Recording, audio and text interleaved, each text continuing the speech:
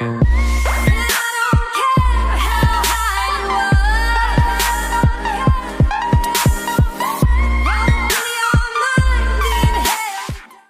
going on today, guys? This is Aztecross.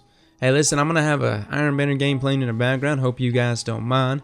In the meantime, though, I'm going to be actually sitting here talking to you all about Destiny, I guess Destiny 2, which is what this is about, Destiny 2 news. Now, of course, this was an article released by Edge, and I'm just going off of some of the points that were made here on Reddit about it. I actually went through, read the article, and kind of just gave a quick synopsis of everything that was mentioned in the article. So, you know, Destiny 2 was speculated for a long time to be releasing here in actually 2016.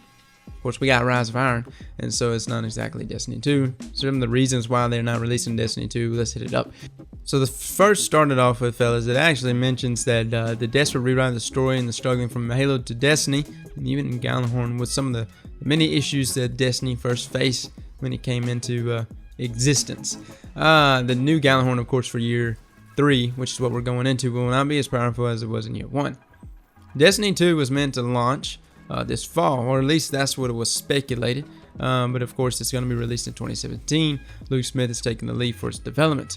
But Rise of Iron is what came into being whenever, you know, Destiny 2 was going to be released in 2017. Something to tie us over until we get to Destiny 2. Now, you know, Activision is who allowed this to happen. And so I want to, you know, just kind of, we hate a little bit sometimes, and sometimes it's unnecessary.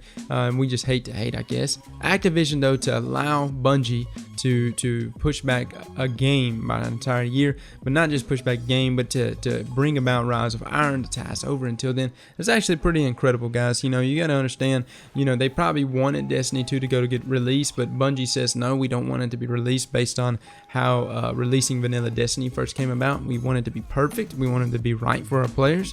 And so when you do stuff like that, man, that, I don't know, it earns my respect is what I'm saying. You know, Lars Bakken, I guess that's how you say his name, man. If I'm getting your name wrong, sorry. He actually says that when you're testing the game with 100 people, you don't really notice things. Start testing it with, you know, a couple 100,000, things become pretty apparent very quickly. Talk about vaulted glass, man. We found glitches in that thing the first week.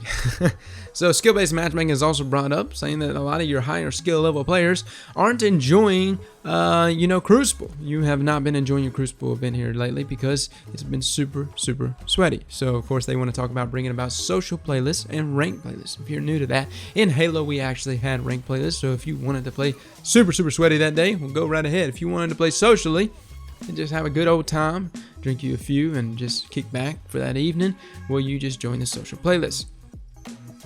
So anyways, they go over that and they say that the win rate is also a main reason behind that. You know, if you don't know this by now, you can go through a day of games and win all of them, and the next day you realize I'm losing all of them now.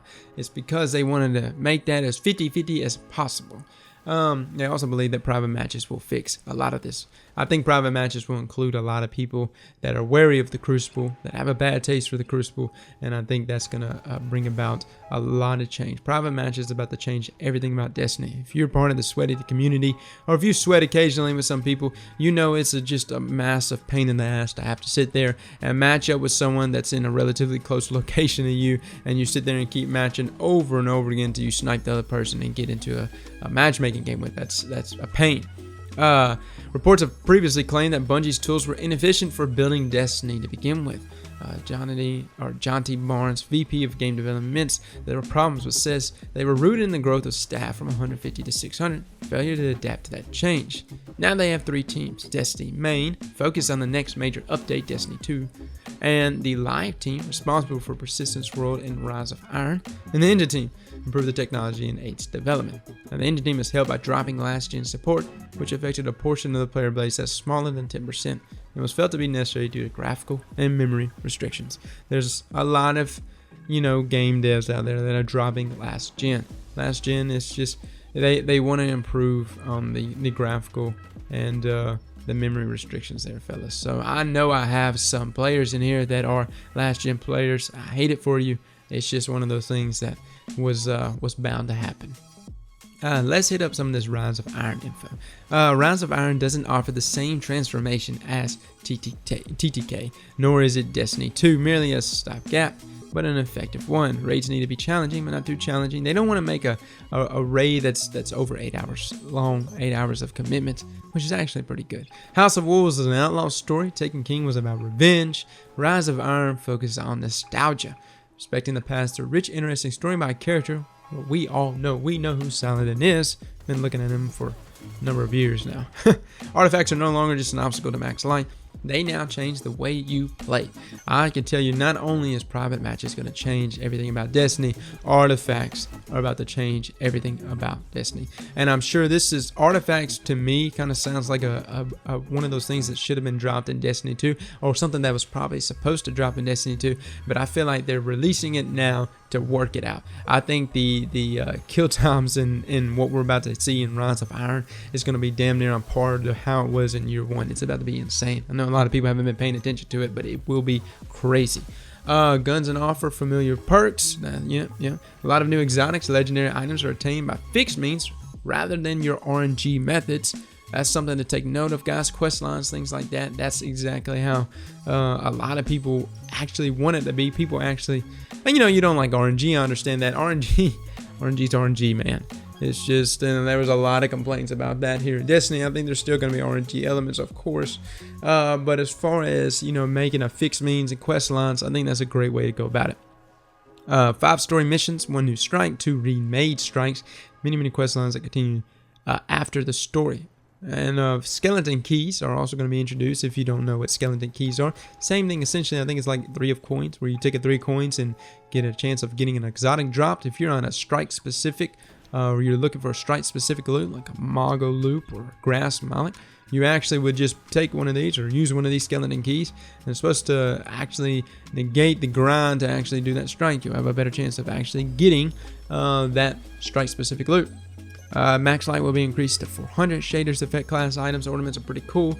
Basically, Rise of Iron is just to hold us over Destiny 2, fellas. And I wanted to bring this video because, like I said, the first things that I talked about were Destiny 2 being, pushed back, 2017, how they're getting swayed with Activision, Bungie being able to do that for us. Fellas, that's all coming back to being very appreciative of what Bungie is bringing about, because, I want Destiny 2 to be perfect. If they need to take another year, that's fine, man. Make it perfect. Make it just right. Because I feel like where we're coming from say when you were a Halo player and you played Halo 1 and then you suddenly picked up Halo 2, I feel like the transition there is about to be even greater. I mean, we were mind blown when we jumped into Halo 2 at Xbox Live. I don't know about you guys, but I was just stunned. I was in love. And not only that, they even introduced a lot of different mechanics. So if Bungie needs to take another year, man, so be it, dude. Take another year, make this damn thing gorgeous, perfect in every single way. And guys, I am looking forward to what we're gonna be getting here soon. Fellas, thanks so much for coming and watching. I'll catch all of you later, Guardians.